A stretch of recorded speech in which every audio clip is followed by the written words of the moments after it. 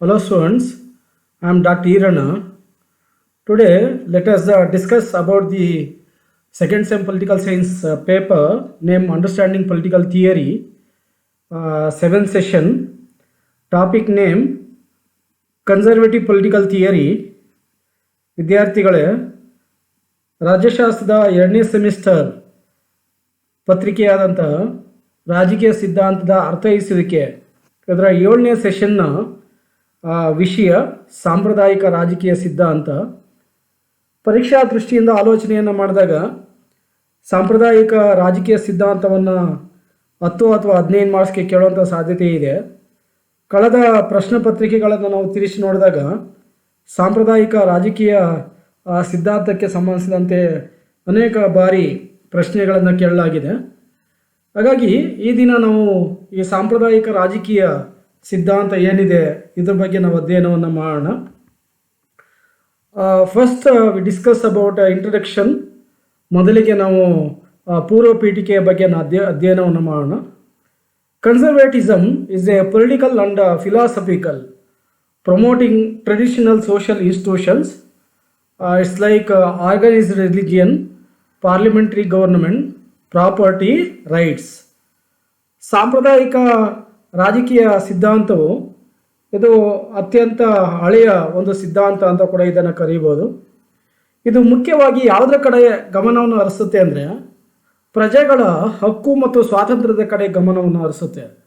ಅದರಲ್ಲೂ ಕೂಡ ವಿಶೇಷವಾಗಿ ವ್ಯಕ್ತಿಯು ಎಲ್ಲ ಬಂಧನಗಳಿಂದ ವಿಮುಕ್ತಿಯನ್ನು ಹೊಂದಬೇಕೆನ್ನುವುದೇ ಈ ಸಿದ್ಧಾಂತದ ಚಿಂತನೆ.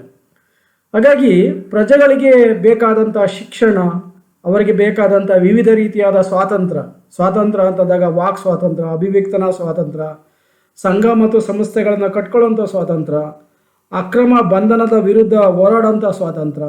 ಸೊ ಈ ರೀತಿಯಾದ ಹಲವಾರು ಸ್ವಾತಂತ್ರ್ಯದ ಬಗ್ಗೆ ಚರ್ಚೆಯನ್ನು ಮಾಡುತ್ತೆ. ಸೊ ವೋಟಿಂಗ್ ಸಿಸ್ಟಮನ್ನು, ಮತದಾನದ ವ್ಯವಸ್ಥೆಯನ್ನು, ಜೊತೆಗೆ ಪ್ರತಿನಿಧಿ ಸರ್ಕಾರವನ್ನು ಬೆಂಬಲಿಸುತ್ತೆ. ಸೊ ಪ್ರಜಾಪ್ರಭುತ್ವದಲ್ಲಿ ಪ್ರಜೆಗಳೆಲ್ಲರೂ ಕೂಡ ಹೋಗಿ ಆಳ್ವಿಕೆಯನ್ನು ಮಾಡಲಿಕ್ಕೆ ಸಾಧ್ಯ ಇಲ್ಲ. ಹಾಗಾಗಿ ತಮ್ಮ ಪ್ರತಿನಿಧಿಗಳನ್ನು ಆಯ್ಕೆ ಮಾಡಿ ತಮ್ಮನ್ನು ತಾವೇ ಆಳ್ವಿಕೆ ಮಾಡ್ಕೊಳ್ತಾರೆ. ಸೊ ಅದಕ್ಕೆ ಇದು ಬೆಂಬಲವನ್ನು ನೀಡುತ್ತೆ. ಜೊತೆಗೆ ಸಂವಿಧಾನಬದ್ಧ ಸರ್ಕಾರವನ್ನು ಇದು ವ್ಯಕ್ತಪಡಿಸ್ತದೆ. ಸೊ ಸಂವಿಧಾನಬದ್ಧ ಸರ್ಕಾರ ಅಂತಂದಾಗ ಸಂವಿಧಾನದ ಅಡಿಯಲ್ಲಿ ಎಲ್ಲ ಸರ್ಕಾರಗಳು ಕೂಡ ಕಾರ್ಯವನ್ನು ನಿರ್ವಹಿಸಬೇಕು. ಸೊ ಹಾಗಾಗಿ ಅಂಥ ಒಂದು ಚಿಂತನೆಯನ್ನು, ಅಂಥ ಒಂದು ವಿಷಯವನ್ನು ಈ ಸಾಂಪ್ರದಾಯಿಕ ರಾಜಕೀಯ ಸಿದ್ಧಾಂತವು ವ್ಯಕ್ತಪಡಿಸುತ್ತದೆ. ಸೊ ರಾಜಕಾರಣದಲ್ಲಿರುವಂಥವರು ಅಥವಾ ಜನಪ್ರತಿನಿಧಿಗಳು ಆಳ್ವಿಕೆಯನ್ನು ಮಾಡುವ ಸಂದರ್ಭದಲ್ಲಿ ಪ್ರಜೆಗಳಿಗೆ ಅನುಕೂಲವಾದಂಥ ಒಂದು ಕೆಲಸ ಕಾರ್ಯವನ್ನು ಮಾಡಬೇಕು ಅನ್ನೋದನ್ನು ಹೇಳ್ತಾರೆ. ಸೊ ಆಳುವವರು ನಿರಂತರವಾದ ಜವಾಬ್ದಾರಿಯನ್ನು ಹೊಂದಿರಬೇಕು. ಆರ್ಥಿಕ ಸ್ವಾತಂತ್ರ್ಯವನ್ನು ಮತ್ತು ಏನು ಒಂದು ಆಸ್ತಿಯ ಹಕ್ಕೇನಿದೆ ಇದನ್ನು ಸಂವಿಧಾನಾತ್ಮಕವಾಗಿ ರಕ್ಷಣೆಯನ್ನು ಮಾಡೋದ ಕೆಲಸವನ್ನು ಜನಪ್ರತಿನಿಧಿಗಳು ಮಾಡಬೇಕು ಅನ್ನೋದನ್ನು ಹೇಳ್ತಾರೆ. It supports emphasise on traditions and relief in individual to maintain. So ವೈಯಕ್ತಿಕವಾಗಿ ಯಾವ ರೀತಿಯಾದ ಒಂದು ಅಭಿವೃದ್ಧಿಯನ್ನು ಮಾಡಬೇಕಾಗಿದೆ, ಯಾವ ರೀತಿಯಾದ ಬೆಳವಣಿಗೆ ಆಗಬೇಕಾಗಿದೆ ಪ್ರಜೆಗಳು ಅನ್ನುವುದರ ಕಡೆ ಗಮನವನ್ನು ಹರಿಸುತ್ತೆ. ಸೊ ಇದು ಕಾನೂನಿನ ಪ್ರಭುತ್ವವನ್ನು ಹೇಳುತ್ತೆ. ಸೊ ಆರ್ಥಿಕ ಕ್ಷೇತ್ರದಲ್ಲಿ ನಿಯಂತ್ರಿತ ಮಾರುಕಟ್ಟೆಯ ಬಗ್ಗೆ ಚರ್ಚೆಯನ್ನು ಮಾಡುತ್ತೆ. ಆಮೇಲೆ ಅನಿರ್ಬಂಧಿತ ಏಕಸ್ವಾಮ್ಯತೆಯನ್ನು ಬೆಂಬಲಿಸುತ್ತದೆ. ಅಂದರೆ ಆಸ್ತಿಯ ಹಕ್ಕಿನ ಕಡೆ ಇದು ಬೆಂಬಲವನ್ನು ನೀಡುತ್ತೆ. ಸೊ ಹಾಗಾಗಿ ಈ ಸಿದ್ಧಾಂತದ ಪ್ರಮುಖ ಚಿಂತಕರಂತಂದಾಗ ಈ ಸಿದ್ಧಾಂತವನ್ನು ಅಂದರೆ ಸಾಂಪ್ರದಾಯಿಕ ರಾಜಕೀಯ ಸಿದ್ಧಾಂತದ ಜನಕ ಅಥವಾ ಚಿಂತಕ ಅಂತಂದರೆ ಎಡ್ಮಂಡ್ ಬರ್ಕ್ ಅಂತೇಳಿ ಕರಿಬೋದು. ಈ ಸಿದ್ಧಾಂತ ಇತರೆ ಚಿಂತನಾಕಾರರು David Hume, de Tocqueville, Michael Oakeshott, Henry Sidgwick ಅವರ ಕನ್ಸರ್ವೇಟಿವ್ ಥಿಂಕರ್ಸ್. ಸೊ ಈ ಸಿದ್ಧಾಂತದ ಇತರೆ ಪ್ರಮುಖ ಚಿಂತಕರು ಅಂತೇಳಿ ಇವರನ್ನು ಕರೀಬೋದು. The term conservatism was coined by Edmund Burke, David Hume, de Tocqueville, Michael Oakeshott, Henry Sidgwick ಅವರ ಕನ್ಸರ್ವೇಟಿವ್ ಥಿಂಕರ್ಸ್. ಸೊ ಈ ರೀತಿಯಾದ ಹಲವಾರು ಚಿಂತಕರನ್ನು ಇಲ್ಲಿ ಕಾಣ್ಬೋದು. ಸೊ ಇದು ಹೇಗೆ ತನ್ನ ಬೆಳವಣಿಗೆಯನ್ನು ಕಂಡಿದೆ, ಯಾವ ರೀತಿಯಾದ ಒಂದು ಅಭಿವೃದ್ಧಿಯನ್ನು ಸಾಧಿಸಿದೆ ಅನ್ನೋದ್ರ ಕಡೆ ನಾವು ಗಮನವನ್ನು ಹರಿಸೋದಾದ್ರೆ, ಸೊ ಇದು ಊಳಿಗಮಾನ್ಯ ಮತ್ತು ಮಧ್ಯಮ ವರ್ಗಗಳ ನಡುವಿನ ಹಿತಾಸಕ್ತಿಯ ಘರ್ಷಣೆ ಆಧಾರದ ಮೇಲೆ ಈ ಒಂದು ಸಿದ್ಧಾಂತ ಆಚರಣೆಗೆ ಬರುತ್ತೆ. ಸೊ ಅದರಲ್ಲಿ ಬಹಳ ಮುಖ್ಯವಾಗಿ ಬ್ರಿಟನ್ನಿನಲ್ಲಿ ನಡೆದಂಥ 1667ರ ಒಂದು ಸುಧಾರಣಾ ಒಂದು ಕಾನೂನು ರಿಫಾರ್ಮ್ಸ್ ಆಕ್ಟ್ ಏನಿದೆ ಅದ್ರ ಜೊತೆಗೆ 1688ರ ಬ್ಲಡ್ಲೆಸ್ ರೆವಲ್ಯೂಷನ್, ರಕ್ತರಹಿತ ಕ್ರಾಂತಿ ಏನಿದೆ, ಸೊ ಅದಕ್ಕೆ ಅನುಗುಣವಾಗಿ ಒಂದು ಸಿದ್ಧಾಂತ ಬೆಳವಣಿಗೆಯನ್ನು ಕಂಡಿರ್ಬೋದನ್ನು ನೋಡ್ಬೋದು. ಸೊ ಈ ಒಂದು ಸಿದ್ಧಾಂತವು ಮೂಲವಾಗಿ ಎಲ್ಲಿ ಕಂಡು ಬಂದಿದೆ ಅಂತಂದರೆ ಬ್ರಿಟನ್ನಿನಲ್ಲಿ ಕಂಡು ಬಂದಿದೆ ಅಥವಾ ಇಂಗ್ಲೆಂಡಿನಲ್ಲಿ ಇದು ಕಂಡು ಬಂದಿದೆ. ಸೊ ಸಾಮಾನ್ಯವಾಗಿ ಸಾಂಪ್ರದಾಯಿಕ ಉದಾರತವಾದವು ಇಂಗ್ಲೆಂಡಿಗೆ ಸಂಬಂಧಪಟ್ಟಂಥ ಒಂದು ಚಿಂತನೆ ಆಗಿದೆ. ಜೊತೆಗೆ ಇದು ಇಂಗ್ಲೆಂಡ್ಗೆ ಅನ್ವಯ ಆಗುತ್ತೆ. ಸಂವಿಧಾನಾತ್ಮಕವಾದ ಮತ್ತು ರಾಜಕೀಯ ಹಕ್ಕುಗಳಿಗೆ ಬೇಡಿಕೆಗಳನ್ನು ಮಾತ್ರ ಇದು ಪ್ರಾರಂಭದಲ್ಲಿ ಸೀಮಿತವಾಗಿತ್ತು. ಅದಾದ ನಂತರ ಆರ್ಥಿಕ ಹಕ್ಕುಗಳ ಕಡೆ ಮತ್ತು ಆರ್ಥಿಕ ಸ್ವಾತಂತ್ರ್ಯದ ಕಡೆ ಇದು ಗಮನವನ್ನು ಕೂಡ ಹರಿಸುತ್ತೆ. ಸೊ ವ್ಯಕ್ತಿ ಮತ್ತು ಗುಂಪುಗಳಿಗೆ ರಕ್ಷಣೆ ಕೊಟ್ಟಿದ್ದರಿಂದ ಉದಾರತವಾದದ ನಕಾರಾತ್ಮಕ ಲಕ್ಷಣಗಳನ್ನು ಗುರುತಿಸಲಾಯಿತು. ಸೊ ಈ ರೀತಿಯಾಗಿ ಉದಾರತವಾದದ ಚಿಂತನೆಗಳು ಬೆಳವಣಿಗೆ ಆಗಲಿಕ್ಕೆ ಕಾರಣ ಆಗುತ್ತೆ. ಸೊ ಈ ಒಂದು ಚಿಂತನೆಯು ಪ್ರತಿಭಟನೆ ಅಂದರೆ ಪ್ರಜೆಗಳು ಸರ್ಕಾರದ ವಿರುದ್ಧ ಪ್ರತಿಭಟನೆ ಮಾಡೋಂಥ ಒಂದು ಅಧಿಕಾರವನ್ನು ಹೊಂದಿದ್ದಾರೆ. ಜೊತೆಗೆ ಕಾನೂನಿನ ಆಳ್ವಿಕೆಯನ್ನು ಇದು ಬೆಂಬಲಿಸುತ್ತೆ, ರೂಲ್ ಆಫ್ ಲಾನ ಬೆಂಬಲಿಸುತ್ತೆ. ಜೊತೆಗೆ ಅಧಿಕಾರಿಗಳ ಪ್ರತ್ಯೇಕೀಕರಣ ಮುಂತಾದವುಗಳ ಕಡೆ ಇದು ಗಮನವನ್ನು ಹರಿಸುತ್ತದೆ. ಒಟ್ಟಾರೆಯಾಗಿ ಸಂವಿಧಾನಾತ್ಮಕವಾಗಿ ಪ್ರಜೆಗಳ ಹಕ್ಕುಗಳನ್ನು ರಕ್ಷಣೆ ಮಾಡಬೇಕು ಅನ್ನೋದನ್ನು ಈ ಸಿದ್ಧಾಂತವು ವಿವರಿಸುತ್ತದೆ. ಸೊ ಈ ಸಿದ್ಧಾಂತದ ಪ್ರಮುಖ ಚಿಂತನಕಾರರು ಬಹಳ ಮುಖ್ಯವಾಗಿ ಇದು ಬೆಳವಣಿಗೆ ಆಗಲಿಕ್ಕೆ ಕಾರಣಕರ್ತರಾದಂಥ ಮುಖ್ಯವಾದ ಚಿಂತಕರನ್ನು ನಾವು ಗಮನಿಸಿದ್ರೆ, ಸೊ ಜಾನ್ ಲಾಕ್ ಸಾಮಾಜಿಕ ಒಪ್ಪಂದದ ಚಿಂತನಕಾರ. ಅದರ ಜೊತೆಗೆ 17ನೇ ಶತಮಾನದ ಬ್ರಿಟನ್ನಿನ ಒಬ್ಬ ಶ್ರೇಷ್ಠ ರಾಜ್ಯಶಾಸ್ತ್ರಜ್ಞ. ಇವರು ತಮ್ಮ ಗ್ರಂಥವಾದಂಥ 2 Treatises on Civil Government ಎನ್ನುವ ಗ್ರಂಥದಲ್ಲಿ ಈ ಹಕ್ಕು ಮತ್ತು ಸ್ವಾತಂತ್ರ್ಯದ ಬಗ್ಗೆ ಗಮನವನ್ನು ಹರಿಸಿದ್ದಾರೆ. ಸೊ ಅವರು ಹಕ್ಕು ಮತ್ತು ಸ್ವಾತಂತ್ರ್ಯಕ್ಕೆ ಸಂಬಂಧಿಸಿದಂತೆ ಏನು ಹೇಳ್ತಾರೆ ಅಂದರೆ, ಮಾನವನ ಎಲ್ಲ ಹಕ್ಕುಗಳು ನಿಸರ್ಗದತ್ತವಾಗಿ ಬಂದಿದ್ದಾವೆ, ನೈಸರ್ಗಿಕ ಹಕ್ಕುಗಳಿದ್ದಾವೆ. ಸೊ ಆಸ್ತಿಯ ಹಕ್ಕು, ಜೀವಿಸುವ ಹಕ್ಕು, ನಾಗರಿಕ ಹಕ್ಕು, ಆಮೇಲೆ ಕೌಟುಂಬಿಕ ಹಕ್ಕು, ಧಾರ್ಮಿಕ ಹಕ್ಕು, ಇವೆಲ್ಲವೂ ಕೂಡ ನಿಸರ್ಗದತ್ತವಾಗಿ ಬಂದಿವೆ ಅನ್ನೋದು ಜಾನ್ ಲಾಕ್ ರವರ ಅಭಿಪ್ರಾಯ. ಹಾಗಾಗಿ ಅವರು ಸಂವಿಧಾನಬದ್ಧ ಅರಸೊತ್ತಿಗೆಗೆ ಬೆಂಬಲವನ್ನು ನೀಡ್ತಾರೆ. ಸಂವಿಧಾನಬದ್ಧ ಅರಸೊತ್ತಿಗೆ ಬೆಂಬಲವನ್ನು ನೀಡ್ತಾ ಅಧಿಕಾರಿಗಳ ಮೇಲೆ ಅಂದರೆ ಏನು ಒಂದು ರಾಜಕಾರಣಿಗಳಿದ್ದಾರೆ ಅವರ ಮೇಲೆ ಸೀಮಿತ ಅಧಿಕಾರವನ್ನು ಪ್ರಯೋಗ ಮಾಡಬೇಕು ಅನ್ನೋದನ್ನು ಹೇಳ್ತಾರೆ. ಇದರ ಒಂದು ಪ್ರಭಾವದಿಂದಾಗಿ ಅಮೆರಿಕದಲ್ಲಿ ಸ್ವಾತಂತ್ರ್ಯ ಘೋಷಣೆ ಆಗುತ್ತೆ ಅಥವಾ ಸ್ವಾತಂತ್ರ್ಯ ಸಂಗ್ರಾಮ ಆಗುತ್ತೆ 1776ರಲ್ಲಿ. ಆ ಮೂಲಕ 1791ರಲ್ಲಿ ಬಿಲ್ ಆಫ್ ರೈಟ್ಸ್ ಅಸ್ತಿತ್ವಕ್ಕೆ ಬರುತ್ತೆ. ಬಿಲ್ ಆಫ್ ರೈಟ್ಸಲ್ಲಿ ಪ್ರಜೆಗಳಿಗೆ ಇರಬೇಕಾದಂಥ ಒಂದು ಸ್ವಾತಂತ್ರ್ಯ, ಸಮಾನತೆ, ಆಮೇಲೆ ಜನತೆಯ ಪರಮಾಧಿಕಾರ, ಸೊ ಸಂವಿಧಾನಬದ್ಧ ಸರ್ಕಾರ, ಸೊ ಈ ರೀತಿಯಾದ ಹಲವಾರು ವಿಷಯಗಳ ಕಡೆ ಅಮೇರಿಕ ಸ್ವಾತಂತ್ರ್ಯದ ಘೋಷಣೆ ಆಗಿದ್ದನ್ನು ಕಾಣ್ಬೋದು. ಅದೇ ರೀತಿಯಾಗಿ 1789ರಲ್ಲಿ ಕೂಡ ಫ್ರಾನ್ಸಿನ ಒಂದು ಮಹಾಕ್ರಾಂತಿ ಆಗುತ್ತೆ. ಸೊ ಆ ಮಹಾಕ್ರಾಂತಿಯ ಫಲವಾಗಿ ಮಾನವ ಹಕ್ಕುಗಳ ಘೋಷಣೆ ಆಗುತ್ತೆ. ಫ್ರಾನ್ಸಿನಲ್ಲಿ ಮಾನವ ಹಕ್ಕುಗಳ ಘೋಷಣೆ ಆಗುತ್ತೆ. ಸೊ ಅದರ ಪ್ರಕಾರ ವ್ಯಕ್ತಿಗಳು ಸಂಪೂರ್ಣವಾಗಿ ಸ್ವಾತಂತ್ರ್ಯ ಮತ್ತು ಸಮಾನತೆಯನ್ನು ಹೊಂದಿರಬೇಕು ಅನ್ನೋದನ್ನು ಫ್ರಾನ್ಸಿನ ಮಹಾಕ್ರಾಂತಿಯ ಘೋಷಣೆಯಲ್ಲಿ ನಾವು ಗಮನ ಹರಿಸ್ಬೋದು. ಸೊ ಹಾಗಾಗಿ ಈ ಒಂದು ಸಾಂಪ್ರದಾಯಿಕ ಉದಾರತಾವಾದವು ಇಂಗ್ಲೆಂಡಿನ ಒಂದು ಪ್ರಮುಖವಾದ ಬೆಳವಣಿಗೆ ಅಂತ ಕೂಡ ಕರೀಬೋದು. ಜೊತೆ ಇಂಗ್ಲೆಂಡಿನ ಪ್ರಮುಖ ಚಿಂತಕನಾದಂತಹ ಆಡಮ್ ಸ್ಮಿತ್ ರವರು ಲೆಸೆಸ್ ಫೇರ್ ಸಿದ್ಧಾಂತವನ್ನು ರಚಿಸಿ ಕಾನೂನು ಕ್ಷೇತ್ರದಲ್ಲಿ ಉದಾರವಾದಿ ಒಪ್ಪಂದ, ಕಾನೂನಿನ ಪ್ರಭುತ್ವ, ಆರ್ಥಿಕ ಕ್ಷೇತ್ರದಲ್ಲಿ ಸ್ವಯಂ ನಿಯಂತ್ರಿತ ಮಾರುಕಟ್ಟೆ ಮತ್ತು ಅನಿರ್ಬಂಧಿತ ಏಕಸ್ವಾಮ್ಯತೆಯ ಬಗ್ಗೆ ಅಭಿಪ್ರಾಯವನ್ನು ವ್ಯಕ್ತಪಡಿಸಿದರು. ಸೊ ಹಾಗಾಗಿ ಲೆಸೆಸ್ ಫೇರ್ ಸಾಂಪ್ರದಾಯಿಕ ರಾಜಕೀಯ ಸಿದ್ಧಾಂತದ ಒಂದು ಪ್ರಮುಖವಾದ ಅಡಿಪಾಯ ಅಂತೇಳಿ ನಾವು ಕರೀಬೋದು. ಸೊ ಅದೇ ರೀತಿಯಾಗಿ ಮತ್ತೊಬ್ಬ ಚಿಂತಕ ಜೆರೆಮಿ ಬೆಂಥಮ್ ಅಧಿಕ ಸುಖ ಸಿದ್ಧಾಂತವನ್ನು ಚರ್ಚೆ ಮಾಡ್ತಾರೆ. ಸರ್ಕಾರಗಳು ಕಾನೂನನ್ನು ಮಾಡಬೇಕಾದಾಗ ಆ ಕಾನೂನುಗಳು ಹೆಚ್ಚು ಜನರಿಗೆ ಅನುಕೂಲ ಆಗಬೇಕು, ಪ್ರಯೋಜನ ಆಗಬೇಕು ಅನ್ನೋದನ್ನು ಹೇಳ್ತಾರೆ. ಹಾಗಾಗಿ ಅವರು ಸುಖ ದುಃಖದ ಲೆಕ್ಕಾಚಾರದಲ್ಲಿ ಸರ್ಕಾರಗಳು ಆಳ್ವಿಕೆಯನ್ನು ಮಾಡಬೇಕಂತ ಹೇಳ್ತಾರೆ. ಸರ್ಕಾರ ಯಾವತ್ತೂ ಕೂಡ ಪ್ರಜೆಗಳಿಗೆ ಸುಖವನ್ನು ಕೊಡುವಂಥ ಕೆಲಸವನ್ನೇ ಮಾಡಬೇಕು ಹೊರತು ಪ್ರಜೆಗಳಿಗೆ ದುಃಖವನ್ನು ಕೊಡುವಂಥ ಕೆಲಸವನ್ನು ಮಾಡಬಾರ್ದು ಅಂತೇಳಿ ಜೆರೆಮಿ ಬೆಂಥಮ್ ಹೇಳ್ತಾರೆ. ಅದೇ ರೀತಿಯಾಗಿ ಮತ್ತೊಬ್ಬ ಚಿಂತಕ ಜೇಮ್ಸ್ ಮಿಲ್ ರವರ ಅಭಿಪ್ರಾಯದಲ್ಲಿ ಸೊ ಇವರು ಸಾಂಪ್ರದಾಯಿಕ ರಾಜಕೀಯ ಸಿದ್ಧಾಂತಕ್ಕೆ ಹೆಚ್ಚು ಪ್ರಾಮುಖ್ಯತೆಯನ್ನು ಕೊಡ್ತಾರೆ. ಸೊ ಇವರು ಸಾಂಪ್ರದಾಯಿಕ ರಾಜಕೀಯ ಸಿದ್ಧಾಂತದ 2 ವಿಧಗಳಾದಂಥ ರಾಜಕೀಯ ಮತ್ತು ಆರ್ಥಿಕ ಉದಾರತಾವಾದಗಳನ್ನು ಅಸ್ತಿತ್ವಕ್ಕೆ ತರ್ತಾರೆ. ಸೊ ಉಪಯುಕ್ತತೆ ಮತ್ತು ಮಾರುಕಟ್ಟೆ ಎಂಬ ಪರಿಕಲ್ಪನೆಗಳನ್ನು ರಾಜಕೀಯ ಮತ್ತು ಸಂವಿಧಾನಾತ್ಮಕ ತತ್ವಗಳಲ್ಲಿ ಅವರು ಬಳಕೆಯನ್ನು ಮಾಡ್ತಾರೆ. ಸೊ ಬಳಕೆಯನ್ನು ಮಾಡೋದ್ರ ಮೂಲಕ ಶಿಕ್ಷಣ, ವಾಕ್ ಸ್ವಾತಂತ್ರ್ಯ, ಪ್ರತಿನಿಧಿ ಸರ್ಕಾರ ಪದ್ಧತಿ, ಅದರ ಜೊತೆಗೆ ಮತದಾನ, ಆಳಿಸಿಕೊಳ್ಳುವವರಿಗೆ ಆಳುವವರ ನಿರಂಕುಶ ಜವಾಬ್ದಾರಿ, ಆರ್ಥಿಕ ಸ್ವಾತಂತ್ರ್ಯ ಮುಂತಾದವ ಕಡೆ ಗಮನವನ್ನು ಹರಿಸ್ತಾ ಸಂವಿಧಾನಬದ್ಧವಾಗಿ ಆಳ್ವಿಕೆಯನ್ನು ಮಾಡಬೇಕನ್ನೋದನ್ನು ಹೇಳ್ತಾರೆ. ಸೊ ಈ ರೀತಿಯಾಗಿ ಸಾಂಪ್ರದಾಯಿಕ ಉದಾರತವಾದ ರಾಜಕೀಯ ಸಿದ್ಧಾಂತವು ಪ್ರಾರಂಭದಲ್ಲಿ ಹೆಚ್ಚು ಗಮನವನ್ನು ಹರಿಸುತ್ತೆ. ಸೊ ಇದರ ಕೆಲವು ಪ್ರಮುಖ ಲಕ್ಷಣಗಳ ಕಡೆ ನಾವು ಗಮನವನ್ನು ಹರಿಸೋದಾದ್ರೆ, the main features of traditional liberal theory are follows. First one, civil liberty, so ನಾಗರಿಕ ಸ್ವಾತಂತ್ರ್ಯ. ಸೊ ನಾಗರಿಕ ಸ್ವಾತಂತ್ರ್ಯದ ಕಡೆ ಇದು ಗಮನವನ್ನು ಹರಿಸುತ್ತೆ. ನಾಗರಿಕ ಸ್ವಾತಂತ್ರ್ಯ ಅಂದರೆ ವ್ಯಕ್ತಿಗೆ ಪ್ರಾಮುಖ್ಯತೆಯನ್ನು ಕೊಡದೆ ಕಾನೂನುಗಳಿಗೆ ಪ್ರಾಮುಖ್ಯತೆಯನ್ನು ಕೊಡಬೇಕು ಅನ್ನೋದನ್ನು ಇದು ಚರ್ಚೆ ಮಾಡುತ್ತೆ. ಸೊ ಒಂದು ಕಾಲದಲ್ಲಿ ರಾಜ ಮಹಾರಾಜರುಗಳು ತಮಗೆ ಅನುಕೂಲವಾದಂತೆ ಕಾನೂನುಗಳನ್ನು ರೂಪಿಸಿ ಅವುಗಳನ್ನು ಜಾರಿಗೊಳಿಸ್ತಾ ಇದ್ರು. ಆದರೆ ಆಧುನಿಕ ವ್ಯವಸ್ಥೆಯಲ್ಲಿ ಅಥವಾ ಮಾನವ ಏನು ಒಂದು ನಾಗರಿಕನಾಗ್ತಾ ಬಂದಿದ್ದಾನೆ, ನಾಗರಿಕನಾದ ನಂತರ ಅವನಿಗೆ ನಾಗರಿಕ ಸ್ವಾತಂತ್ರ್ಯ ಕೊಡಬೇಕಾಗತ್ತೆ. ಸೊ ತನ್ನದೇ ಆದ ಒಂದು ಕುಟುಂಬವನ್ನು ಮಾಡಲಿಕ್ಕೆ, ವಸತಿಯನ್ನು ಮಾಡ್ಕೊಳ್ಳಿಕ್ಕೆ, ಬೇಕಾದ ಕಡೆ ಅವನು ತನ್ನ ಜೀವನವನ್ನು ಮಾಡಲಿಕ್ಕೆ, ಅದ್ರ ಜೊತೆಗೆ ಕುಟುಂಬವನ್ನು ಮುಂದುವರಿಸ್ಕೊಂಡು ಹೋಗಲಿಕ್ಕೆ, ಈ ಥರ ಬೇಕಾದಂಥ ಎಲ್ಲ ನಾಗರಿಕ ಸ್ವಾತಂತ್ರ್ಯ ಇರಬೇಕನ್ನೋದು ಉದಾರತಾವಾದಿಗಳ ಅಭಿಪ್ರಾಯ ಅಥವಾ ಸಾಂಪ್ರದಾಯಿಕ ರಾಜಕೀಯ ಸಿದ್ಧಾಂತದ ಅಭಿಪ್ರಾಯ ಆಗಿದೆ. ಸೊ ನಾಗರಿಕ ಸ್ವಾತಂತ್ರ್ಯವು ಕ್ರಾಂತಿಕಾರಿಕ ಬದಲಾವಣೆಯ ಮೂಲಕ ಕಾನೂನಿಗೆ ಉನ್ನತ ಸ್ಥಾನವನ್ನು ಕಲ್ಪಿಸಿ ಕೊಡುತ್ತದೆ.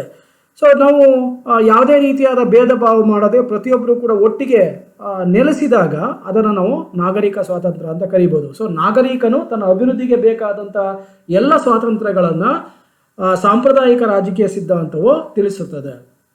ಸೆಕೆಂಡ್ ಒನ್, ಫೈನಾನ್ಷಿಯಲ್ ಫ್ರೀಡಮ್, ಹಣಕಾಸಿನ ಸ್ವಾತಂತ್ರ್ಯ. ಸೊ ಹಣಕಾಸಿನ ಸ್ವಾತಂತ್ರ್ಯ ಬಹಳ ಮುಖ್ಯವಾದುದು. ವ್ಯಕ್ತಿ ತನ್ನ ಅಭಿವೃದ್ಧಿ ಆಗಬೇಕಾದ್ರೆ ಆತನಿಗೆ ಹಣಕಾಸಿನ ಅವಶ್ಯಕತೆ ಇದೆ. The government cannot impose any tax without the consent of the tax pair. So ತೆರಿಗೆ ಪಾವತಿಸುವ ವ್ಯಕ್ತಿಯ ಒಪ್ಪಿಗೆ ಇಲ್ಲದೆ, ಅಂದರೆ ಯಾವ ವ್ಯಕ್ತಿ ಸರ್ಕಾರಕ್ಕೆ ತೆರಿಗೆಯನ್ನು ಕಟ್ತಾನೆ, ಆ ತೆರಿಗೆಯನ್ನು ಕಟ್ಟುವಂಥ ಸಂದರ್ಭದಲ್ಲಿ ಅವನ ಅನುಮತಿ ಇಲ್ಲದೆ ಯಾವುದೇ ರೀತಿಯಾದ ತೆರಿಗೆಯನ್ನು ಹಾಕಬಾರ್ದು ಅಂತ ಹೇಳ್ತಾರೆ. ಒಂದು ವೇಳೆ ಈ ರೀತಿಯಾದ ಒಂದು ತೆರಿಗೆಯನ್ನು ವಸೂಲಿ ಮಾಡಾದ್ಮೇಲೆ ಆ ತೆರಿಗೆಯನ್ನು ಸರ್ಕಾರ ಹೇಗೆ ಖರ್ಚು ಮಾಡಬೇಕು ಅನ್ನೋದನ್ನು ಪ್ರಜೆಗಳೇ ನಿರ್ಧಾರ ಮಾಡಬೇಕಂತ ಹೇಳ್ತಾರೆ. It is up to the citizens to decide how the tax will be spend. So ಆ ಒಂದು ಹಣಕಾಸಿನ ಸ್ವಾತಂತ್ರ್ಯದ ಬಗ್ಗೆ ಈ ಒಂದು ಸಿದ್ಧಾಂತ ವ್ಯಕ್ತಪಡಿಸುತ್ತೆ. ಸೊ ಬಹುತೇಕ ದೇಶಗಳಲ್ಲಿ ಪ್ರಜೆಗಳು ತೆರಿಗೆಯನ್ನು ವಿವಿಧ ರೂಪದಲ್ಲಿ ಕಟ್ತಾರೆ. ಅದು ಮನೆ ಕಂದಾಯ ಅಥವಾ ವಾಹನ ಕಂದಾಯ, ಜಮೀನು ಕಂದಾಯ, ಈ ಥರದ ಕಂದಾಯವನ್ನು ಕಟ್ತಾರೆ. ಅದರ ಆಧಾರದ ಮೇಲೆ ಸರ್ಕಾರಗಳು, ಪ್ರತಿನಿಧಿ ಸರ್ಕಾರಗಳು ಆಳ್ವಿಕೆಯನ್ನು ಮಾಡ್ತವೆ. ಆಳ್ವಿಕೆಯನ್ನು ಮಾಡುವಂಥ ಸಂದರ್ಭದಲ್ಲಿ ಸರ್ಕಾರ ಬೇಕಾಬಿಟ್ಟಿಯಾಗಿ ಅಥವಾ ವೃಥಾ ಹಣವನ್ನು ಖರ್ಚು ಮಾಡದೆ ಅಭಿವೃದ್ಧಿ ಕೆಲಸ ಕಾರ್ಯಗಳಿಗೆ, ಅಂದರೆ ಪ್ರಜೆಗಳ ಅಭಿವೃದ್ಧಿ ಕೆಲಸ ಕಾರ್ಯಗಳಿಗೆ ಹಣವನ್ನು ಖರ್ಚು ಮಾಡಬೇಕಾಗತ್ತೆ. ಸೊ ಶಾಸಕರ ಬಂಗಲೆಗೆ, ಶಾಸಕರ ವೈಭೋಗದ ಜೀವನಕ್ಕೆ ಅಥವಾ ಮಂತ್ರಿಗಳ ಒಂದು ಕಾರುಗಳಿಗೆ ಅಥವಾ ಪ್ರಯಾಣಕ್ಕೆ ಅಥವಾ ಚುನಾವಣಾ ಪ್ರಚಾರಕ್ಕೆ ಹಣವನ್ನು ಬಳಕೆ ಮಾಡದೆ ಪ್ರಜೆಗಳಿಗೆ ಬೇಕಾದಂತಹ ಶಿಕ್ಷಣ, ಆರೋಗ್ಯ, ನೈರ್ಮಲ್ಯ, ಪರಿಸರ, ಸೊ ಈ ಥರದ ವಿಷಯಗಳಿಗೆ ಖರ್ಚು ಮಾಡಬೇಕು ಅನ್ನೋ ಒಂದು ಅಭಿಪ್ರಾಯವನ್ನು ಈ ಸಿದ್ಧಾಂತ ವ್ಯಕ್ತಪಡಿಸುತ್ತದೆ. Third one, individual freedom. So ವೈಯಕ್ತಿಕ ಸ್ವಾತಂತ್ರ್ಯ ಬಹಳ ಮುಖ್ಯವಾದದ್ದು. So the individual has complete freedom of thought. So ವ್ಯಕ್ತಿಗೆ ಸಂಪೂರ್ಣ ಆಲೋಚನಾ ಸ್ವಾತಂತ್ರ್ಯವಿದೆ. ಸೊ ನನಗೆ ತಾನು ಏನು ಜೀವನ ಮಾಡಬೇಕು, ಯಾವ ಥರ ಜೀವನ ಮಾಡಬೇಕು ಅನ್ನೋದನ್ನು ಆತನೇ ನಿರ್ಧಾರವನ್ನು ಮಾಡ್ತಾನೆ. ಯಾವ ಉದ್ಯೋಗವನ್ನು ಪಡೆಯಬೇಕು, ಎಲ್ಲಿ ಸಂಚಾರವನ್ನು ಮಾಡಬೇಕು, ಯಾವ ಥರ ವಾಹನವನ್ನು ತೊಗೊಬೇಕು, ಯಾವ ರೀತಿಯಾಗಿ ಆತ ಓಡಾಡಬೇಕು, ತನ್ನ ಒಂದು ಅಭಿವೃದ್ಧಿಗಾಗಿ ಏನೇನೆಲ್ಲ ಮಾಡಬೇಕಾಗಿದೆ, ಇವೆಲ್ಲವನ್ನು ಕೂಡ ನಿರ್ಧಾರ ಮಾಡುವಂಥ ಅಧಿಕಾರ ವ್ಯಕ್ತಿಗಿದೆ. ಯಾಕಂದರೆ ಪ್ರತಿಯೊಬ್ಬ ವ್ಯಕ್ತಿಯು ಕೂಡ ಆತನು ಆಲೋಚನೆ ಆಗಿರ್ತಾನೆ ಅಥವಾ ಚಿಂತನೆಯನ್ನು ಮಾಡುವಂಥ ವ್ಯಕ್ತಿ ಆಗಿರ್ತಾನೆ. ಚಿಂತನೆಯನ್ನು ಮಾಡಿ ನಿರ್ಧಾರ ಕೈಗೊಳ್ಳೋನು ಆಗಿರ್ತಾನೆ. ಸೊ ಹಾಗಾಗಿ ವ್ಯಕ್ತಿಯ ಒಂದು ಸ್ವಾತಂತ್ರ್ಯ ಬಹಳ ಮುಖ್ಯವಾದುದು. ವ್ಯಕ್ತಿಯ ಸ್ವಾತಂತ್ರ್ಯದಲ್ಲಿ ಸರ್ಕಾರ ಮತ್ತು ಧಾರ್ಮಿಕ ಸಂಸ್ಥೆಗಳು ಹಸ್ತಕ್ಷೇಪವನ್ನು ಮಾಡಬಾರದು. Government and religious institutions should not interference in the freedom of the individual. So ವ್ಯಕ್ತಿಯ ವೈಯಕ್ತಿಕ ಸ್ವಾತಂತ್ರ್ಯದ ಮೇಲೆ ಯಾವುದೇ ಕಾರಣ ಕೂಡ ಹಸ್ತಕ್ಷೇಪವನ್ನು ಸರ್ಕಾರ ಮಾಡಬಾರ್ದು ಮತ್ತು ಧಾರ್ಮಿಕ ಸಂಘ ಸಂಸ್ಥೆಗಳು ಕೂಡ ಮಾಡಬಾರ್ದು ಅನ್ನೋದನ್ನು ಈ ಸಿದ್ಧಾಂತ ವ್ಯಕ್ತಪಡಿಸುತ್ತೆ. ಸೊ ವಾಸ್ತವವಾದದ್ದು, ಸೊ ನಿಜವಾದ ಒಂದು ಚಿಂತನೆ ಅಂತ ನಾವು ಕರೀಬೋದು. ಸೊ ವ್ಯಕ್ತಿಗೆ ಗೊತ್ತಿದೆ ಯಾವುದು ಸರಿ ಯಾವುದು ತಪ್ಪು ಅಂತೇಳಿ ಆತನಿಗೆ ಅರ್ಥ ಮಾಡಿಕೊಳ್ಳಬಲ್ಲಂಥ ಶಕ್ತಿ ಇದೆ. ಹಾಗಾಗಿ ಅರಿಸ್ಟಾಟಲ್ ಹೇಳಿರುವಂಥ ಪ್ರಕಾರ ಮಾನವ ಸಮಾಜ ಜೀವಿ, ಸಂಘಜೀವಿ. ಆತನಿಗೆ ಎಲ್ಲದರ ಜ್ಞಾನ ಇದೆ ಅನ್ನೋದನ್ನು ವ್ಯಕ್ತಪಡಿಸ್ತಾರೆ. ಸೊ ಆ ಒಂದು ದೃಷ್ಟಿಕೋನದಲ್ಲಿ ನಾವು ನೋಡಿದಾಗ ಪ್ರತಿಯೊಬ್ಬ ವ್ಯಕ್ತಿಯು ಕೂಡ ವೈಯಕ್ತಿಕ ಸ್ವಾತಂತ್ರ್ಯ ಅನ್ನೋದು ಇರಲೇಬೇಕಾಗತ್ತೆ. ಫೋರ್ತ್ ಒನ್, ಸೋಷಿಯಲ್ ಫ್ರೀಡಮ್, ಸಾಮಾಜಿಕ ಸ್ವಾತಂತ್ರ್ಯ. ಸಾಮಾಜಿಕ ಸ್ವಾತಂತ್ರ್ಯ ಬಹಳ ಮುಖ್ಯವಾದುದು. ಸಾಮಾಜಿಕ ಸ್ವಾತಂತ್ರ್ಯ ಎಂದರೆ ಯಾವುದೇ ಅಸಮಾನತೆ ಇಲ್ಲದೆ ಬದುಕುವಂಥ ಒಂದು ಅವಕಾಶ ಪ್ರತಿಯೊಬ್ಬರು ಕೂಡ ಇದೆ. ಸೊ ಅದನ್ನು ನಾವು ಸಾಮಾಜಿಕ ಸ್ವಾತಂತ್ರ್ಯ ಅಂತೇಳಿ ಕರಿಬೋದು. ಸೊ ಸಾಮಾಜಿಕ ಸ್ವಾತಂತ್ರ್ಯ ಅಂತಂದಾಗ ಏನು ಹುಟ್ಟಿನ ಆಧಾರದ ಮೇಲೆ ಅಥವಾ ಒಂದು ಬುಡಕಟ್ಟಿನ ಆಧಾರದ ಮೇಲೆ, ಜಾತಿ, ಧರ್ಮ, ಲಿಂಗ ಅಥವಾ ಒಂದು ಅಂತಸ್ತಿನ ಆಧಾರದ ಮೇಲೆ ಸಮಾಜದಲ್ಲಿ ಎಲ್ಲರೂ ಕೂಡ ಸಮಾನ ಹಕ್ಕುಗಳು ಇರಬೇಕು ಮತ್ತು ಸವಲತ್ತುಗಳು ಇರಬೇಕಾಗತ್ತೆ. ಸೊ ಇಂತಹ ಸವಲತ್ತುಗಳನ್ನು ಎಲ್ಲರೂ ಕೂಡ ಕೊಡಬೇಕಾಗುತ್ತೆ. ಸೊ ಯಾವುದೇ ರೀತಿಯಾದ ಭೇದ ಭಾವವನ್ನು ಮಾಡಬಾರ್ದು. ಸೊ ಪ್ರಕೃತಿ ಎಲ್ಲರನ್ನೂ ಕೂಡ ಸಮಾನವಾಗಿ ಸೃಷ್ಟಿ ಮಾಡದೇ ಇದ್ರೂ ಕೂಡ ಪ್ರಕೃತಿ ಯಾವುದೇ ಕಾರಣ ಕೂಡ ಯಾರಿಗೂ ಕೂಡ ಭೇದ ಭಾವ ಮಾಡಿಲ್ಲ. ಸೊ ಎಲ್ಲರೂ ಕೂಡ ಒಂದೇ ರೀತಿಯಾದ ಒಂದು ಗಾಳಿ, ಬೆಳಕು, ನೀರು ಇದನ್ನು ಕೊಟ್ಟಿದ್ದಾನೆ. ಆದರೆ ಮನುಷ್ಯ ತನ್ನ ಸ್ವಾರ್ಥಕ್ಕಾಗಿ ಅಸಮಾನತೆಯನ್ನು ಸೃಷ್ಟಿ ಮಾಡಿದ್ದಾನೆ. ಸೊ ಅಂಥ ಅಸಮಾನತೆಯ ಒಂದು ವ್ಯವಸ್ಥೆಯ ವಿರುದ್ಧ ಸಾಂಪ್ರದಾಯಿಕ ರಾಜಕೀಯ ಸಿದ್ಧಾಂತಕಾರರು ವಿರುದ್ಧವಾಗಿ ಇದ್ದಾರೆ ಅಂತ ನಾವು ಹೇಳ್ಬೋದು. ಸೊ ಹಾಗಾಗಿ ಇಂಥ ಒಂದು ಚಿಂತನೆ ಮುಖ್ಯವಾದಂಥ ಅಂಶ ಆಗಿದೆ. ಸೊ ಜಗತ್ತಿನಲ್ಲಿ ಬಹುತೇಕ ನಾವು ಸಾಮಾಜಿಕ ಸ್ವಾತಂತ್ರ್ಯ, ಆರ್ಥಿಕ ಸ್ವಾತಂತ್ರ್ಯ ಮತ್ತು ರಾಜಕೀಯ ಸ್ವಾತಂತ್ರ್ಯವು ಬಹಳ ಮುಖ್ಯವಾದ ಪಾತ್ರವನ್ನು ನಿರ್ವಹಿಸ್ತವೆ. ಸೊ ಎಲ್ಲಿವರೆಗೆ ಒಂದು ವರ್ಗ ಮತ್ತೊಂದು ವರ್ಗದ ಮೇಲೆ ಶೋಷಣೆಯನ್ನು ಮಾಡ್ತದೋ ಅಂಥ ಕಡೆ ನಾವು ಸಾಮಾಜಿಕ ಸ್ವಾತಂತ್ರ್ಯವನ್ನು ಕಾಣಲಿಕ್ಕೆ ಸಾಧ್ಯ ಇಲ್ಲ. ಸಾಮಾಜಿಕ ಅಸಮಾನತೆ ಇರೋದನ್ನು ಕಾಣ್ತೀವಿ. ಸೊ ಭಾರತದ ವ್ಯವಸ್ಥೆಯಲ್ಲಿ ನಾವು ಇದನ್ನು ಬಹಳ ಚೆನ್ನಾಗಿ ಇನ್ನೂ ಅರ್ಥೈಸ್ಬೋದು. ಸೊ ಭಾರತದಲ್ಲಿ ಜಾತಿ ಪದ್ಧತಿ ಇದೆ, ವಿವಿಧ ಆಚಾರಗಳಿದ್ದಾವೆ, ಧರ್ಮಗಳಿದ್ದಾವೆ. ಸೊ ಮಹಿಳೆ ಅಥವಾ ಹೆಣ್ಣಿನ ಮೇಲೆ ಇವತ್ತು ಕೂಡ ಅನೇಕ ರೀತಿಯಾದ ಶೋಷಣೆಗಳಾಗ್ತಾ ಇದ್ದಾವೆ. ಸೊ ಇಂಥ ಒಂದು ವ್ಯವಸ್ಥೆಯನ್ನು ಸಾಂಪ್ರದಾಯಿಕ ರಾಜಕೀಯ ಸಿದ್ಧಾಂತವು ವಿರೋಧಿಸುತ್ತದೆ. ಸೊ ಇದನ್ನು ನಾವು ಸಾಮಾಜಿಕ ಸ್ವಾತಂತ್ರ್ಯ ಅಂತ ಕರೀಬೋದು. ಬದುಕುವಂಥ ಹಕ್ಕು ಸ್ತ್ರೀಗೂ ಕೂಡ ಇದೆ, ಜೊತೆಗೆ ಪುರುಷನೂ ಕೂಡ ಇದೆ. ಸ್ತ್ರೀ ಮತ್ತು ಪುರುಷರು ಬದುಕಲು ಸಮಾನ ಸ್ವಾತಂತ್ರ್ಯವನ್ನು ಹೊಂದಿದ್ದಾರೆ. ಹಾಗಾಗಿ ಮಹಿಳೆಯರ ಮೇಲೆ ಅನಾವಶ್ಯಕವಾಗಿ ಶೋಷಣೆಯನ್ನು ಮಾಡುವಂಥದ್ದು ಅಥವಾ ಮಹಿಳೆಯರನ್ನು ಕೆಳಮಟ್ಟದಲ್ಲಿ ನೋಡುವಂಥದ್ದು ಇದು ಈ ಸಿದ್ಧಾಂತ ವಿರೋಧಿಸುತ್ತದೆ. Fifth one, financial freedom, the right to property, the right to private property. The key to financial freedom is the right to own, enjoy and own the property of each individual. So ಇದನ್ನು ನಾವು ಆರ್ಥಿಕ ಸ್ವಾತಂತ್ರ್ಯ ಅಂತ ಕರಿಬೋದು. So ಪ್ರಜಾಪ್ರಭುತ್ವದ ಮೂಲ ಚಿಂತನೆ ಪ್ರತಿಯೊಬ್ಬರು ಕೂಡ ಸ್ವಾತಂತ್ರ್ಯವನ್ನು ಹೊಂದಿರಬೇಕು, ಸಮಾನತೆ ಇರಬೇಕು, ಜೊತೆಗೆ ಭ್ರಾತೃತ್ವದ ಚಿಂತನೆಗಳಿರ್ಬೇಕಂತ ಹೇಳ್ತೀವಿ. ಅದರಲ್ಲಿ ಸ್ವಾತಂತ್ರ್ಯ ಅಂತಂದಾಗ ಕೇವಲ ಏನು ವಾಕ್ ಸ್ವಾತಂತ್ರ್ಯ, ಅಭಿವ್ಯಕ್ತನ ಸ್ವಾತಂತ್ರ್ಯ, ಸಂಚಾರ ಸ್ವಾತಂತ್ರ್ಯ, ವಸತಿ ಸ್ವಾತಂತ್ರ್ಯ ಅಥವಾ ಸಂಘ ಸಂಸ್ಥೆಗಳನ್ನ ಕಟ್ಕೊಳ್ಳುವಂಥ ಸ್ವಾತಂತ್ರ್ಯ ಮಾತ್ರ ಅಲ್ಲ. ಮುಖ್ಯವಾಗಿ ಆರ್ಥಿಕ ಸ್ವಾತಂತ್ರ್ಯವನ್ನು ಇಲ್ಲಿ ನಾವು ನೋಡಬೇಕಾಗುತ್ತೆ. ಸೊ ಸಮಾಜದ ಪ್ರತಿಯೊಬ್ಬ ವ್ಯಕ್ತಿಯು ಕೂಡ ಅಭಿವೃದ್ಧಿಯನ್ನು ಸಾಧಿಸ್ಬೇಕಾದ್ರೆ ಅಥವಾ ಬಡವ ಮತ್ತು ಶ್ರೀಮಂತ ಏನೋ ಭೇದ ಭಾವ ಹೋಗಲಾಡಿಸ್ಬೇಕಾದ್ರೆ ಪ್ರತಿಯೊಬ್ಬರು ಕೂಡ ಆರ್ಥಿಕ ಸ್ವಾತಂತ್ರ್ಯ ಅನ್ನೋದು ಇರಬೇಕಾಗತ್ತೆ.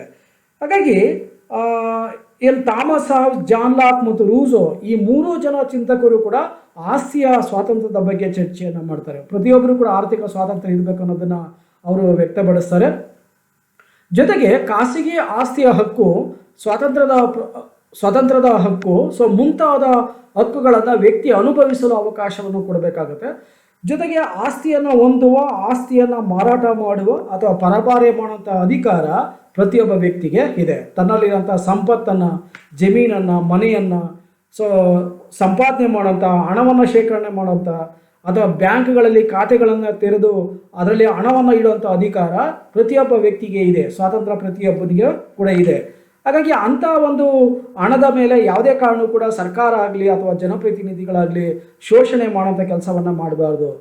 ಸೊ ಮುಖ್ಯವಾಗಿ ರೈತರ ಒಂದು ಆಸ್ತಿ ಏನಿದೆ ಅದ್ರ ಜೊತೆಗೆ ಇನ್ನೂ ಬೇರೆ ರೀತಿಯಾದ ಒಂದು ಏನು ಆಸ್ತಿಯನ್ನು ಹೊಂದಿದ್ದಾರೆ, ಅಂಥ ಆಸ್ತಿಯನ್ನು ಯಾವುದೇ ಕಾರಣ ಕೂಡ ಸರ್ಕಾರ ಕಿತ್ಕೊಳ್ಳಿಕ್ಕೆ ಅವಕಾಶ ಇಲ್ಲ. ಒಂದು ವೇಳೆ ಆ ರೀತಿಯಾದ ಆಸ್ತಿಯನ್ನು ಕಿತ್ಕೊಂಡ್ರೂ ಕೂಡ ಅದಕ್ಕೆ ಸರಿಯಾದ ಒಂದು ಪರಿಹಾರವನ್ನು ನೀಡಬೇಕಾಗತ್ತೆ. ಸೊ ಪರಿಹಾರ ಹಣವನ್ನು ನೀಡಿದಾಗ ಮಾತ್ರ ಆ ಹಣವನ್ನು ಪ್ರಜೆಗಳಿಂದ ಅಭಿವೃದ್ಧಿ ಕೆಲಸ ಕಾರ್ಯಗಳಿಗೆ ವಶಪಡಿಸಿಕೊಳ್ಳಲು ಸರ್ಕಾರಕ್ಕೆ ಸಾಧ್ಯ ಆಗುತ್ತೆ. 6 ಒನ್, ಫ್ಯಾಮಿಲಿ ರೈಟ್ಸ್, ಕೌಟುಂಬಿಕ ಹಕ್ಕು. ಕೌಟುಂಬಿಕ ಹಕ್ಕು ಭಾಳ ಮುಖ್ಯವಾದದ್ದು. Every man and women should have the right to private property and marriage, and women and men should have equal opportunities. This freedom demands freedom for exploitation, brutality and violence. So ಪ್ರತಿಯೊಬ್ಬ ಸ್ತ್ರೀ ಮತ್ತು ಪುರುಷನು ಕೂಡ ತನ್ನದೇ ಆದ ಒಂದು ಕುಟುಂಬವನ್ನು ರಚನೆ ಮಾಡಲಿಕ್ಕೆ ಅವಕಾಶ ಇದೆ. ಜೊತೆಗೆ ಕುಟುಂಬದಿಂದ ಹೊರಬರಲು ಕೂಡ ಆತನಿಗೆ ಅವಕಾಶ ಇದೆ, ಅಥವಾ ಬೇಡ ತನ್ನ ಕುಟುಂಬವನ್ನು ತಿರಸ್ಕರಿಸುವಂಥ ಒಂದು ಹಕ್ಕು ಪ್ರತಿಯೊಬ್ಬ ವ್ಯಕ್ತಿಯೂ ಕೂಡ ಇದೆ. ಜೊತೆಗೆ ಕುಟುಂಬವನ್ನು ರಚನೆ ಮಾಡದೇ ಇರಲಿಕ್ಕೆ ಅಥವಾ ಒಂಟಿಯಾಗಿ ಜೀವನವನ್ನು ಮಾಡಲಿಕ್ಕೆ, ಅಥವಾ ಭಾಳ ಸರಳವಾಗಿ ಹೇಳಿದರೆ ಮದುವೆ ಆಗದೆ ಸ್ತ್ರೀ ಮತ್ತು ಪುರುಷನು ಸ್ವತಂತ್ರವಾಗಿರಲಿಕ್ಕೆ ಅವಕಾಶಗಳನ್ನು ಈ ಸಿದ್ಧಾಂತ ಒದಗಿಸಿಕೊಡುತ್ತದೆ. ಸೊ ಈ ಒಂದು ವಿಷಯದಲ್ಲಿ ಸ್ತ್ರೀಯರು ಕೂಡ ಸಮಾನರಾಗಿರ್ತಾರೆ, ಜೊತೆಗೆ ಪುರುಷರು ಕೂಡ ಸಮಾನರಾಗಿರ್ತಾರೆ. ಅಭಿವೃದ್ಧಿ ಹೊಂದಿರುವಂಥ ದೇಶಗಳಲ್ಲಿ ಸ್ತ್ರೀ ಮತ್ತು ಪುರುಷರು ಕುಟುಂಬವನ್ನು ಹೊಂದ್ಬೋದು, ಅಥವಾ ಕುಟುಂಬವನ್ನು ಹೊಂದೇ ಇರಲಿಕ್ಕೆ ಕೂಡ ಅವಕಾಶಗಳಿದ್ದಾವೆ. ಸೊ ಭಾರತದಂತಹ ದೇಶದಲ್ಲಿ ಕುಟುಂಬ ಹೊಂದುವುದು ಒಂದು ಸಾಂಪ್ರದಾಯಿಕವಾಗಿ ಅಥವಾ ರೂಢಿಯಾಗಿ ನಾವು ನೋಡಿದರೆ ಕಡ್ಡಾಯವಾಗಿದೆ. ಸೊ ಯಾರು ಏನು ಕುಟುಂಬವನ್ನು ರಚನೆ ಮಾಡ್ಕೊಂಡಿರೋದಿಲ್ಲ ಅಥವಾ ಯಾರು ಮ್ಯಾರೇಜ್ ಮಾಡ್ಕೊಂಡಿರೋದಿಲ್ಲ ಅಂಥವರನ್ನು ಕೀಳಾಗಿ ಕಾಣುವಂಥ ಒಂದು ವ್ಯವಸ್ಥೆಯನ್ನು ಭಾರತದಲ್ಲಿ ನಾವು ಕಾಣ್ತೀವಿ. ಆದರೆ ನಿಜವಾಗ್ಲೂ ಕೂಡ ನಾವು ನೋಡಿದರೆ ಕೌಟುಂಬಿಕ ಹಕ್ಕು ಭಾಳ ಮುಖ್ಯವಾದದ್ದು. ಸೊ ಇದನ್ನು ವಿಶ್ವಸಂಸ್ಥೆಯಲ್ಲಿ 1948ರಲ್ಲಿ ಘೋಷಣೆಯಾದಂಥ ವಿಶ್ವ ಮಾನವ ಹಕ್ಕುಗಳಲ್ಲೂ ಕೂಡ ಇದ್ರ ಬಗ್ಗೆ ವಿಚಾರಗಳನ್ನು ವ್ಯಕ್ತಪಡಿಸಲಾಗಿದೆ. ಸೊ ಹಾಗಾಗಿ ಕುಟುಂಬದಿಂದ ಆಗುವಂಥ ಕ್ರೂರತ್ವ ಏನಿದೆ, ಶೋಷಣೆ ಏನಿದೆ, ಅದನ್ನು ಕೂಡ ಹೋಗಲಾಡಿಸೋದಕ್ಕೆ ಈ ಒಂದು ಸಿದ್ಧಾಂತ ಬಯಸುತ್ತೆ. ಅಂದರೆ ಮಹಿಳೆಯರ ಮೇಲೆ ದೌರ್ಜನ್ಯ ಆಗುವಂಥದ್ದು ಅಥವಾ ಕುಟುಂಬದ ಒಂದು ದೌರ್ಜನ್ಯಗಳು, ಬೇರೆ ಬೇರೆ ರೀತಿಯಾದ ಒಂದು ಕೊಲೆ, ಸುಲಿಗೆ, ಅತ್ಯಾಚಾರ, ಸೊ ದರೋಡೆ, ಈ ಥರದ ಒಂದು ಕುಟುಂಬದಲ್ಲಿ ನಡೆಯೋದನ್ನು ಸಂಪೂರ್ಣವಾಗಿ ಸಿದ್ಧಾಂತ ವಿರೋಧಿಸುತ್ತದೆ. 7th ಒನ್, ಪೊಲಿಟಿಕಲ್ ಫ್ರೀಡಮ್, ರಾಜಕೀಯ ಸ್ವಾತಂತ್ರ್ಯ. ಸಾಂಪ್ರದಾಯಿಕ ಉದಾರತವಾದ ರಾಜಕೀಯ ಸಿದ್ಧಾಂತದ ಅತ್ಯಂತ ಪ್ರಮುಖವಾದ ಲಕ್ಷಣ ಅಂತಂದರೆ ಅದನ್ನು ಪೊಲಿಟಿಕಲ್ ಫ್ರೀಡಮ್ ಅಥವಾ ರಾಜಕೀಯ ಸ್ವಾತಂತ್ರ್ಯ ಅಂತೇಳಿ ಕರೀಬೋದು. ಸೊ ಇದು ಆಬೋಸರರ ಅಭಿಪ್ರಾಯದಲ್ಲಿ ಇದೊಂದು ಅತ್ಯಂತ ಪ್ರಮುಖವಾದ ಲಕ್ಷಣ ಅಂತ ಕೂಡ ಕರೀತಾರೆ. ಸೊ ರಾಜ್ಯದ ಪರಮಾಧಿಕಾರವನ್ನು ಅಂತಿಮವಾಗಿ ಯಾರಲ್ಲಿ ಸೇರಿದೆ? ಪ್ರಜೆಗಳಲ್ಲಿ ಸೇರಿದೆ. ಸೊ ಅದನ್ನೇ ನಾವು ಜನತಾ ಪರಮಾಧಿಕಾರ ಅಂತ ಕರಿತೀವಿ.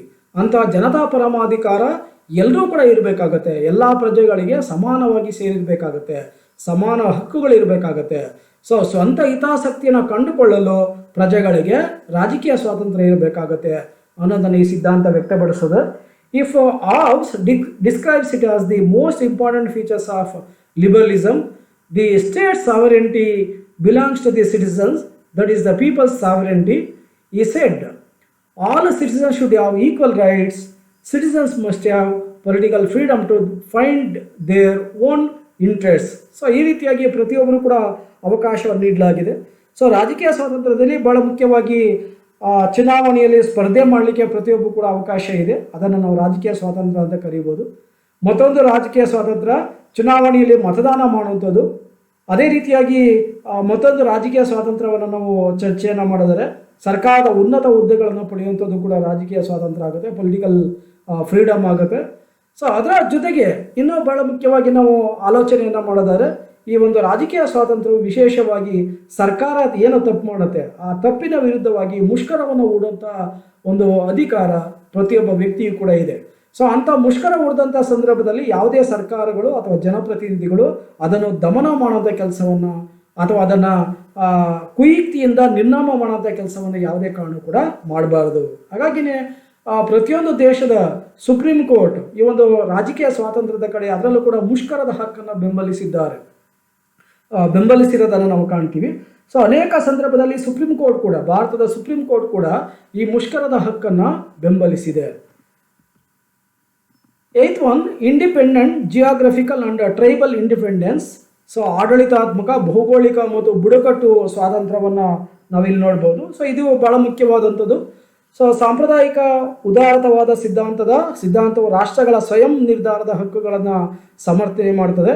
ಸೊ ಪ್ರತಿಯೊಬ್ಬ ವ್ಯಕ್ತಿ ಕೂಡ ತಾನು ಇಚ್ಛೆ ಪಟ್ಟಿರುವಂಥ ಒಂದು ಪ್ರದೇಶದಲ್ಲಿ ವಾಸ ಮಾಡುವಂಥದ್ದು, ಜೊತೆಗೆ ನೆಲೆಸುವಂಥದ್ದು, ಜೊತೆಗೆ ಬಯಸಿದ ಸರ್ಕಾರವನ್ನು ರಚನೆ ಮಾಡುವಂಥ ಸ್ವಾತಂತ್ರ್ಯವನ್ನು ಪ್ರತಿಯೊಬ್ಬರೂ ಕೂಡ ಹೊಂದಿದ್ದಾನೆ. ಸೊ ಒಬ್ಬನೇ ವಾಸ ಮಾಡಲಿಕ್ಕೆ ಅವಕಾಶ ಇದೆ, ಒಬ್ಬನೇ ಜೀವನ ಮಾಡಲಿಕ್ಕೆ ಅವಕಾಶ ಇದೆ, ಎಲ್ಲಿ ಬೇಕಾದ್ರೂ ಕೂಡ ವಾಸ ಮಾಡಲಿಕ್ಕೆ ಅವಕಾಶಗಳು ಇದ್ದಾವೆ. ಹಾಗಾಗಿನೇ 1948ರ UDHR universal declaration of human ರೈಟ್ಸಲ್ಲಿ ಇದನ್ನು ಒಂದು ಪ್ರಮುಖವಾದ ಹಕ್ಕೆಂದು ಅಥವಾ ಸ್ವಾತಂತ್ರ್ಯವೆಂದು ಪರಿಗಣನೆಯನ್ನು ಮಾಡಲಾಗಿದೆ. ಹಾಗಾಗಿ ಒಬ್ಬ ವ್ಯಕ್ತಿ ಒಂದು ದೇಶದಲ್ಲಿ ಹುಟ್ಟಿದ್ರೂ ಕೂಡ ಅಥವಾ ಒಂದು ರಾಜ್ಯದಲ್ಲಿ ಜನನ ಆಗಿದ್ರೂ ಕೂಡ ಮತ್ತೊಂದು ದೇಶ ಅಥವಾ ರಾಜ್ಯದಲ್ಲಿ ಹೋಗಿ ಜೀವನವನ್ನು ಮಾಡಲಿಕ್ಕೆ ಅವಕಾಶ ಇದೆ. ಅದಕ್ಕಾಗಿಯೇ ಪ್ರತಿಯೊಂದು ಸರ್ಕಾರಗಳು ವೀಸಾ ಮತ್ತು ಪಾಸ್ಪೋರ್ಟನ್ನು ಕೊಡುವಂಥ ಕೆಲಸವನ್ನು ಮಾಡಿವೆ. ಸೊ ಅದನ್ನು ಮುಖ್ಯವಾಗಿ ನಾವಿಲ್ಲಿ ನೋಡ್ಬೋದಾಗಿದೆ. ಜೊತೆಗೆ ಏನು ಟ್ರೈಬಲ್ ಇಂಡಿಪೆಂಡೆನ್ಸ್ ಅಂದರೆ ಒಂದು ಬುಡಕಟ್ಟು ಸ್ವಾತಂತ್ರ್ಯ ಭಾಳ ಮುಖ್ಯವಾದದ್ದು. ಸೊ ಪ್ರಾಚೀನ ಕಾಲದಿಂದ ಕೂಡ ನಾವು ನೋಡಿದ್ರೆ ಪ್ರತಿಯೊಂದು ಬುಡಕಟ್ಟನ್ನು ನಾವು ಇಲ್ಲಿ ಕಾಣ್ತೀವಿ. ಸೊ ಬುಡಕಟ್ಟುಗಳನ್ನು ಅಥವಾ ಏನು ಗುಡ್ಡಗಾಡು ಪ್ರದೇಶದಲ್ಲಿ ವಾಸ ಮಾಡ್ತಾರಂಥ ಜನರನ್ನು ಒಕ್ಕಲೆಬ್ಬಿಸುವಂಥ ಕೆಲಸವನ್ನು ಯಾವುದೇ ಸರ್ಕಾರಗಳು ಕೂಡ ಮಾಡಬಾರ್ದು. ಒಂದು ವೇಳೆ ಆ ಥರ ಏನಾದ್ರು ಬುಡಕಟ್ಟು ಜನಾಂಗಕ್ಕೆ ಒಂದು ಅನ್ಯಾಯವನ್ನು ಮಾಡಿದಾಗ, ತೊಂದರೆಯನ್ನು ಕೊಟ್ಟಂಥ ಸಂದರ್ಭದಲ್ಲಿ ಅದರ ವಿರುದ್ಧ ಪ್ರತಿಭಟನೆ ಮಾಡೋಂಥ ಅಧಿಕಾರ ಪ್ರತಿಯೊಬ್ಬ ವ್ಯಕ್ತಿಯೂ ಕೂಡ ಇದೆ. Traditional liberal theory advocated the right of self determination of Nations. The people should have the freedom to settle in the area they want and have the government they want. Ninth one, international independence, ಅಂತಾರಾಷ್ಟ್ರೀಯ ಸ್ವಾತಂತ್ರ್ಯ. There should be cooperation among all the world through international peace and security. So ಅಂತಾರಾಷ್ಟ್ರೀಯ ಸಂಬಂಧ ಭಾಳ ಮುಖ್ಯವಾದದ್ದು. ರಾಜ್ಯ ಮತ್ತು ರಾಜ್ಯಗಳ ಮಧ್ಯೆ ಇರುವಂಥ ಸಂಬಂಧವನ್ನು ನಾವು ಅಂತಾರಾಷ್ಟ್ರೀಯ ಸಂಬಂಧ ಅಂತ ಕರಿತೀವಿ. ಸೊ ಯಾವೊಂದು ದೇಶವೂ ಕೂಡ ಸ್ವಾವಲಂಬಿ ದೇಶವಾಗಿರಲಿಕ್ಕೆ ಸಾಧ್ಯ ಇಲ್ಲ. ಒಂದಲ್ಲ ಒಂದು ವಿಷಯದಲ್ಲಿ ಅನ್ಯ ದೇಶಗಳನ್ನು ಅವಲಂಬಿಸಿರ್ತವೆ. ಅನ್ಯ ದೇಶಗಳನ್ನು ಅವಲಂಬಿಸಿರೋದ್ರಿಂದ ವಿಶ್ವದ ಎಲ್ಲ ರಾಜ್ಯಗಳು ಕೂಡ ಒಂದು ಕುಟುಂಬದ ರೀತಿಯಾಗಿರ್ತವೆ. ಸೊ ಇರಬೇಕಾಗತ್ತೆ. ಆ ಕುಟುಂಬದಲ್ಲಿ ಮುಖ್ಯವಾಗಿ ವಿಶ್ವಸಂಸ್ಥೆಯ ಮುಖ್ಯವಾದ ಪಾತ್ರವನ್ನು ವಹಿಸಿದೆ. ವಿಶ್ವಸಂಸ್ಥೆಯ ಕೆಲಸ ಏನು? ಇಡೀ ವಿಶ್ವದಾದ್ಯಂತ ಅಥವಾ ಅಂತಾರಾಷ್ಟ್ರೀಯ ಮಟ್ಟದಲ್ಲಿ ಶಾಂತಿ ಮತ್ತು ಭದ್ರತೆಯನ್ನು ಕಾಪಾಡುವುದು ಆಗಿದೆ. ಜೊತೆಗೆ ಶಾಂತಿ ಭದ್ರತೆಯನ್ನು ಕಾಪಾಡುವುದರ ಜೊತೆಗೆ ರಾಷ್ಟ್ರ ಮತ್ತು ರಾಷ್ಟ್ರಗಳ ಮಧ್ಯೆ ಸಹಕಾರವನ್ನು ಉಂಟು ಮಾಡುತ್ತೆ. ಆ ಸಹಕಾರವನ್ನು ಉಂಟು ಮಾಡುವ ಸಲುವಾಗಿ ಪರಸ್ಪರ ರಾಜ್ಯ ಮತ್ತು ರಾಜ್ಯಗಳ ನಡುವೆ ವ್ಯಾಪಾರ ವಹಿವಾಟು ಏರ್ಪಡುತ್ತೆ. ಜೊತೆಗೆ ಕಷ್ಟಕರ ಸಂದರ್ಭದಲ್ಲಿ ದೇಶ ಮತ್ತು ದೇಶಗಳ ಮಧ್ಯೆ ಸಹಾಯವನ್ನು ಮಾಡುವಂಥ, ಸಹಕಾರವನ್ನು ಮಾಡುವಂಥ ಕೆಲಸವನ್ನು ಕೂಡ ರಾಷ್ಟ್ರಗಳು ಮಾಡ್ತಿದ್ದಾವೆ. So it seeks to overcome the political and other obstacles to using the world's resources. So ಇದರ ಮತ್ತೊಂದು ಪ್ರಮುಖವಾದ ಚಿಂತನೆ ಅಂದರೆ ವಿಶ್ವದ ಸಂಪನ್ಮೂಲಗಳನ್ನು ಬಳಸ್ಕೊಳ್ಳುವಂಥ ರಾಜಕೀಯ ಮತ್ತು ಇತರ ಅಡೆತಡೆಗಳನ್ನ ನಿವಾರಿಸುವಂಥ ಒಂದು ಕೆಲಸವನ್ನು ಕೂಡ ಇದು ಮಾಡುತ್ತೆ. ಸೊ ಯಾವುದೇ ಒಂದು ದೇಶದಲ್ಲಿ ಸಂಪನ್ಮೂಲ ಇದೆ ಅಂತಂದಾಗ ಅದು ಇಡೀ ವಿಶ್ವಕ್ಕೆ ಸೇರ್ಪಡೆ ಆಗಬೇಕು ಅನ್ನೋದು ಈ ಸಿದ್ಧಾಂತದ ಚಿಂತನೆ.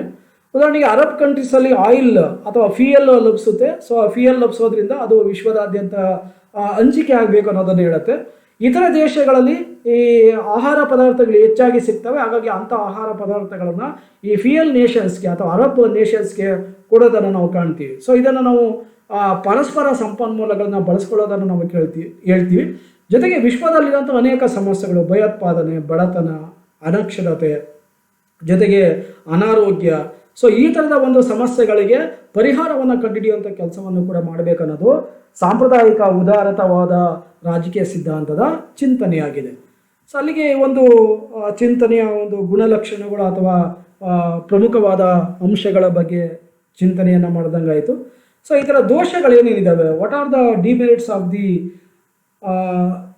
Conservative political theory. ಸೊ ಯಾವ ರೀತಿಯಾದ ಒಂದು ದೋಷಗಳಿದ್ದಾವೆ ಅನ್ನೋದ್ರ ಬಗ್ಗೆ ಇದ್ರ ನಾವು ಗಮನ ಹರಿಸೋಣ. First one, this theory is ambiguous and is not composed by systematic principles. Second one, if an individual has unrestricted freedom, he leads to anarchy. It is not right for the state to forget that is an association and call it a necessary affliction. Fourth one, dangerous for the progress of society. According to Lenin, the so-called fools sitting in a hammock chair. Fifth one, traditional liberalism can determine that is the end because the individual is recognized. So ಹಲವಾರು ದೋಷಗಳಿದ್ದಾವೆ. ಮೊದಲನೇದಾಗಿ ಈ ಸಿದ್ಧಾಂತವು ಅಸ್ಪಷ್ಟವಾಗಿದ್ದು ಮತ್ತು ವ್ಯವಸ್ಥಿತ ಒಂದು ತತ್ವಗಳಿಂದ ಇದು ಕೂಡಿಲ್ಲ. Second one, ವ್ಯಕ್ತಿಗೆ ಅನಿರ್ಬಂಧಿತ ಸ್ವಾತಂತ್ರ್ಯವಿದ್ದರೆ ಅದು ಅರಾಜಕತೆಗೆ ಕಾರಣ ಆಗುತ್ತೆ, ಸೊ ದಾರಿ ಆಗುತ್ತೆ.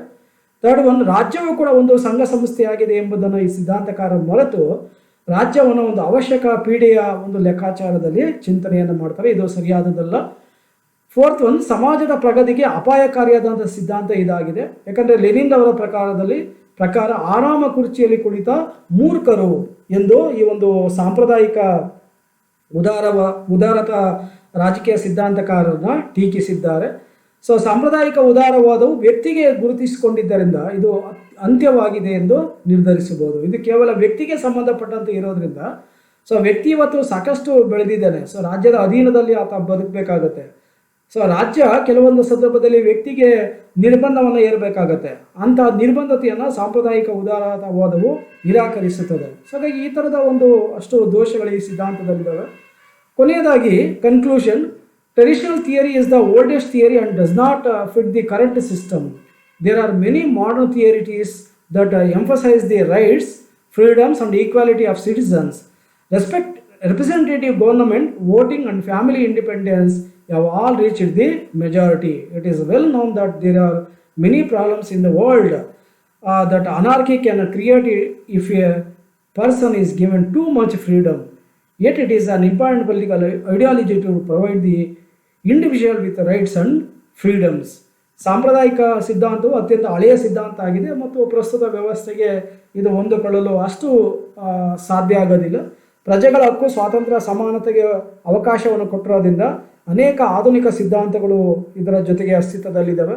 ಪ್ರಾತಿನಿಧಿಕ ಸರ್ಕಾರ, ಮತದಾನ, ಕೌಟುಂಬಿಕ ಸ್ವಾತಂತ್ರ್ಯ ಇವೆಲ್ಲವೂ ಕೂಡ ಬಹುತೇಕ ಜನರಿಗೆ ಈಗ ಆಲ್ರೆಡಿ ತಲುಪಿದೆ.